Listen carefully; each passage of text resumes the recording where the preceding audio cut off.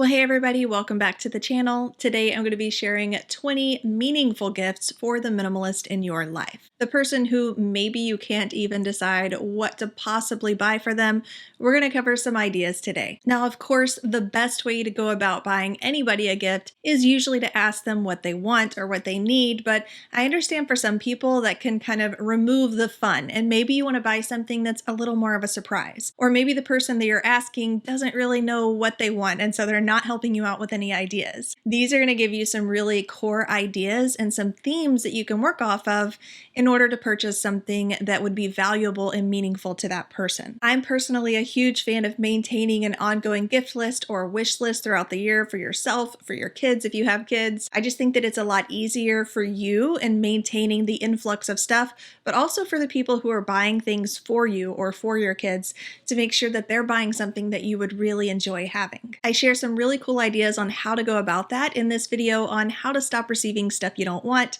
So I recommend that you go check that one out once you're through with this video. Really quick before we dive in, for those of you who are new here, hello, my name is Danielle, and I chat all about holistic and clutter-free spaces. So if that's something you're into, be sure to click subscribe and turn on those notifications.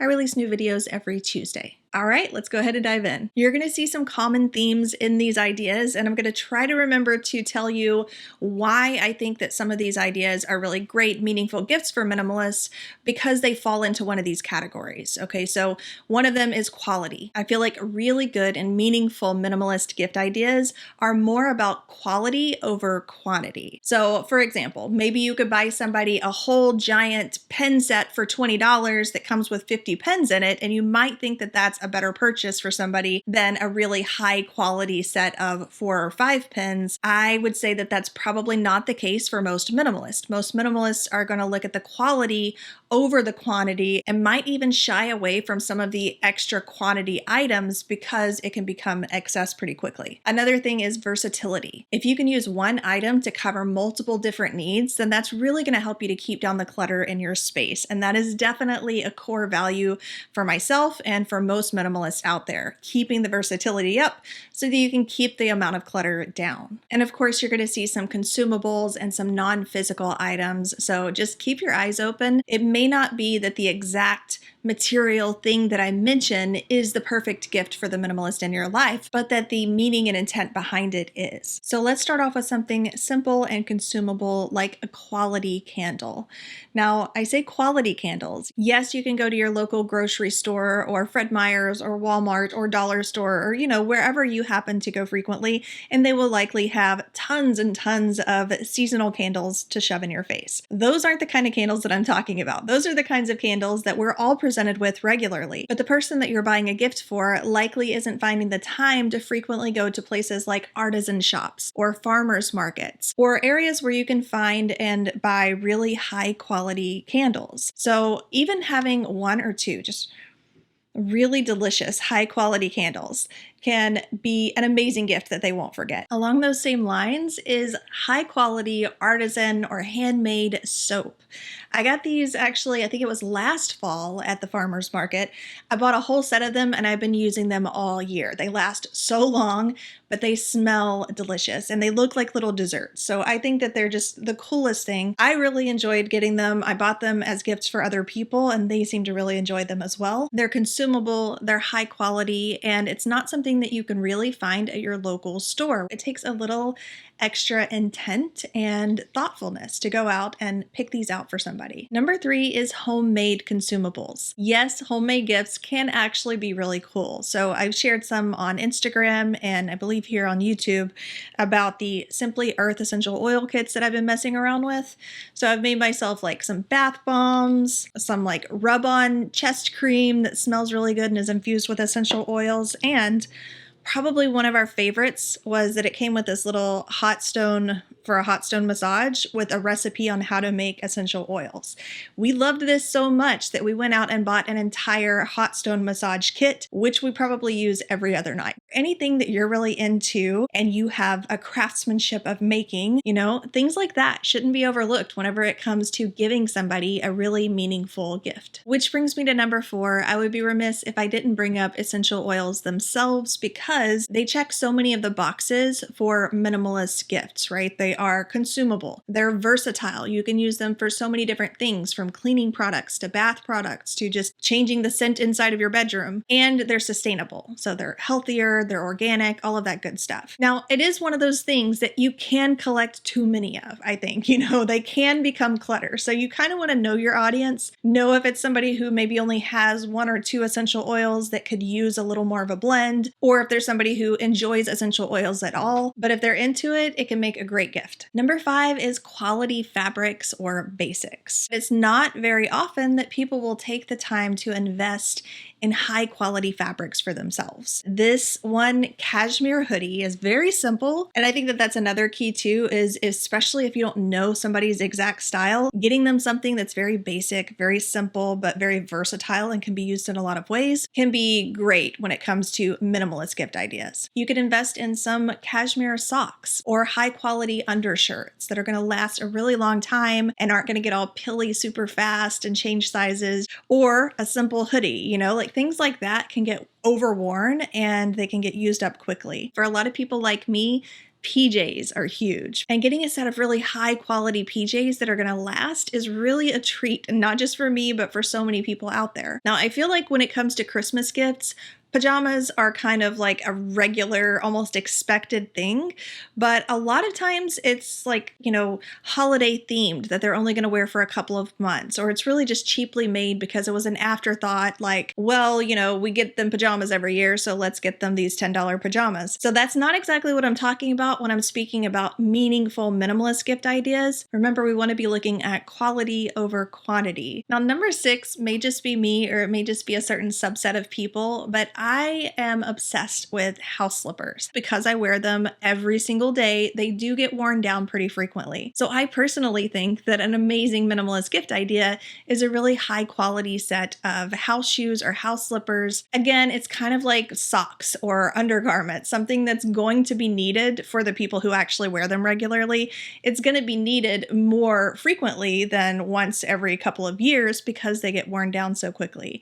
And the higher quality, the longer they're going to last, the more sustainable it's going to be. Number 7 is edibles. Do not overlook the value of food. People love their food, especially if they have special treats or snacks that they love getting for every gift exchange. I personally am a huge fan of baklava. It's like my favorite special treat dessert that I only get in the fall or winter time each year. It's something that even for my birthday, because my birthday falls in November, I've started asking for my birthday gift. So yes, you can go with the typical Hickory Farms sets. I will say, like last year, I think we had a giant summer sausage that lived in our fridge for an entire season because nobody ever ate it. It can be more meaningful, I think, sometimes to go a little bit above and beyond and tailor it, if you're able to a specific person or to something that you're specifically good at making. So maybe you make the best Christmas fudge and you make a big batch of fudge for somebody for their gift. Nobody's going to complain about that unless maybe they're diabetic. Along those same lines, people love their drink addictions. I will never be dissatisfied with receiving a coffee basket, especially if it's caramel flavored, because that's my jam. It's consumable, right? And especially if you know that it's tailored to a person who drinks coffee. Or tea, if you go the tea route, getting some nice blends of teas. I've gotten really into chai tea here lately, and I think that can be great for the fall and the winter seasons for people who love chai tea. You can even get creative and throw in a nice handmade ceramic mug or a nice jar of locally crafted honey. Somebody gave me the honey jar that actually still had the honeycomb in it,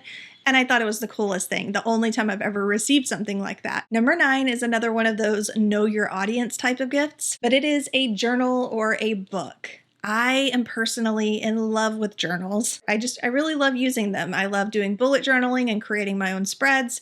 I love filling out prompts and I get excited about journals.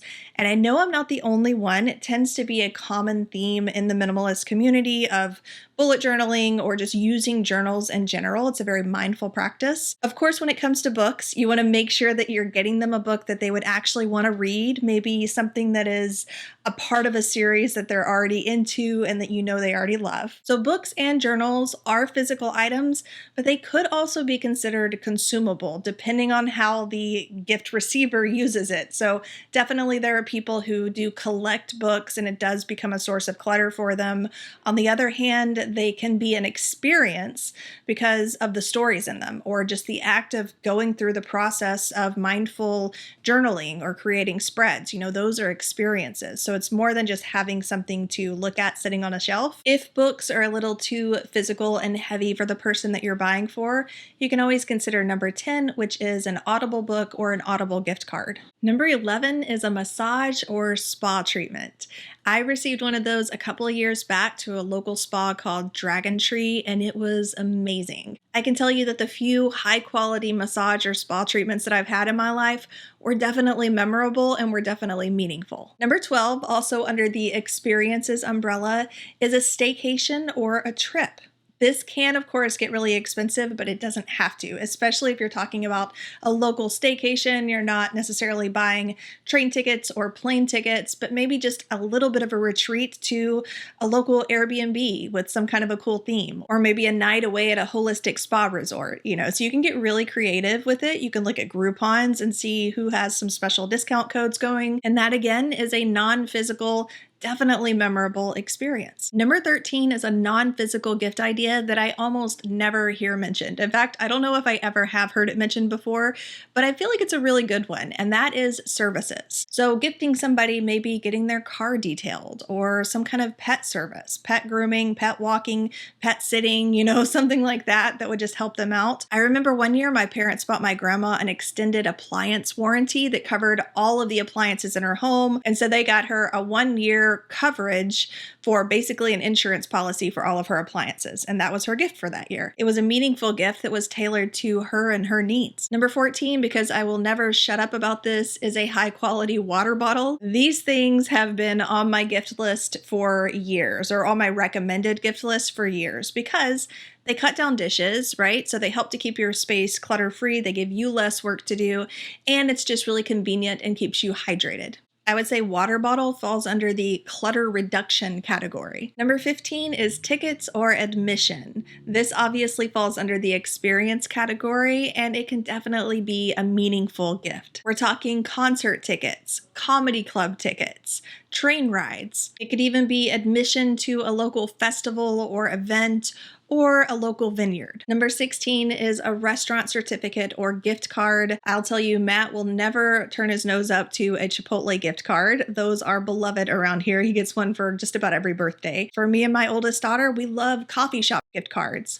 So depending on what the person's into, you can really tailor it. You can even make it to where it's a date or a night out with them. It doesn't have to be a romantic date. It can be with a friend or a family member, but just you guys going out and experiencing a really nice dinner together could be a great gift for somebody. Number 17 is classes or lessons. This is also an experience, but maybe a different type of experience than you might have thought of before. So we're talking about maybe yoga classes, or if it's for a younger person in your family, maybe karate classes or swim lessons, ceramics classes. That's something that I always thought would be cool to take, is like a pottery class or a ceramics class, but I just never went out of my way to invest in it or to research it myself. Something that I did do a lot of research on and I've always thought would be really cool to do, at least before I was very pregnant, is aerials, where you just, you climb up onto the sheets that are hanging from the ceiling and you learn to do yoga and dance poses in the air. It's so artistic. And there are just so many different directions that you can go with this depending on what the person's into. But classes and lessons can be a great, not necessarily always expensive route to go. Along those same lines, number 18 is courses. Courses can be a little more expensive depending on what kinds of courses you're talking about. But as somebody who is a course creator myself, and I know tons of people who are also course creators, I know that there are a lot of people who are interested in taking a lot of different types of courses. You might try to ask the person that you're buying a gift for if there are any courses that they've been looking into. Obviously, you want to make sure that you know the person. We don't want to be offending people by buying them hints, right? But there are just so many courses out there, and and a lot of them offer so much value. You can even get college or technician official with it. If there's somebody who you know has always dreamed of taking a course in AutoCAD to learn a little bit about architecture or something like that, that could be done in 1 or 2 classes, and that could be considered a potential gift, maybe for a close family member. Number 19 is an all-purpose or versatile product. For me, the one that I've mentioned for years now is rosehip seed oil. This is the one that I tend to purchase the most because it's comfortable for me. I know what to expect. This one is by Rada. None of these companies have ever reached out to me to sponsor a product or to promote a product, but I do have an affiliate link down in the description if you're interested in rosehip seed oil, which I sought out myself because I knew that I was going to be mentioning it so much because it's just such a great versatile product. Like for your hair, your nails, your skin, all the things. Anything like that that can be just versatile, multi-purpose, that can take the place of many different things and can be just really useful is always great, and it helps when it's organic and sustainable. And number 20 is sustainable needs. Now, of course, if you're buying somebody something that they don't need or that they already have, then it doesn't really matter if it's eco-friendly or sustainable, it's not needed, right? But if you are buying somebody something that they need, that they don't currently have, or that you've noticed that they probably need an upgrade to, going sustainable is just a huge plus. It makes it extra meaningful, I feel like. I know I personally really appreciate it when I receive something that is known to be a high quality product or is sustainable or eco-friendly or has some kind of a cause supporting it. It just makes you feel extra good and it makes it feel extra meaningful. So for example, some quality and sustainable products that I've used this year were the Caraway pots and pans. Got rid of the Teflon, got rid of all of the scraped pots and pans and went for something that was more minimal and non-stick. So I've had a great experience with them. The Monos Luggage, they are a sustainable company based in Canada. I really love everything that they're doing over there in terms of sustainability. I've shared with you about Vivaya shoes this year. They make all of their shoes from recycled water bottles from the ocean. I mentioned earlier the Simply Earth essential oil kits that I use to create things homemade around here. And they send 13% of their profits to causes that help stop human trafficking, which again, I think is really cool. And I feel good when I use their products. And then most recently, I switched from getting shellac nails, which was incredibly expensive, and tried out Green Flash, which again, it's a sustainable company, it's organic, vegan, all of the things. It doesn't have all of the toxic chemicals in it. And my nails look the same as when I paid $50 to get them shellacked. So there are so many different companies out there, so many different directions that you could look depending on what the person that you are purchasing for is into or needs. And I think that going that route and going for something that's a little more sustainable or has some added benefit, like is organic and made out of quality materials, just makes it a little more meaningful. I definitely shared a lot of food for thought. So even if the individual items that I mentioned are not right up your alley or up the person that you're buying for's alley, at least you can walk away with some of the key concepts of things to look for and things to consider for the minimalist that's in your life, or for your own shopping list if you are the minimalist that's in your life. If you want to know more about any of the products that I mentioned, I will have some links down in the description. I will say this was not a sponsored post. I did not receive money from any of these brands for mentioning their products or for mentioning any of the specific items that I mentioned. These are all just things that I think would be really thoughtful and meaningful gift ideas for someone who is a minimalist. And I will chat with you next week.